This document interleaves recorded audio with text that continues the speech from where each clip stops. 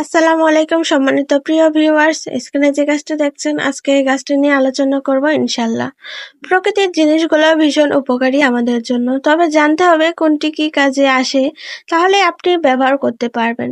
তার মধ্যে একটি উপকারী পাতা হচ্ছে গন্ধবাদালি। চলুন জেনে নিই কি কি কাজে এই গাছ ব্যবহার করা যেতে পারে। নাম্বার 1, দৈনিক 1 ছটাক পরিমাপ গন্ধবাদাল পাতার রস কিঞ্চিত মধুসহ সেবন করিলে আমাশয় রোগ আরোগ্য হয়। নাম্বার 2, অর্জিন রোগে ভাতের সহিত গন্ধবাদাল পাতার ঝোল খাইলে উপকার হয়। গন্ধবাদালের ঝোলে মুখের অরুচি দূর করে এবং শরীরে বল সঞ্চার করে। নাম্বার 3, গন্ধবাদাল পাতার মূল, ডাঁটা, পাতা ও সরিষার তেলে সিদ্ধ করিয়া সেই তেল ছাকিয়া মালিশ করিলে কঠিন বাত রোগ আরোগ্য হয়। নাম্বার 4, গন্ধবাদাল পাতার রস খেলে কোষ্ঠকাঠিন্য দূর হয়।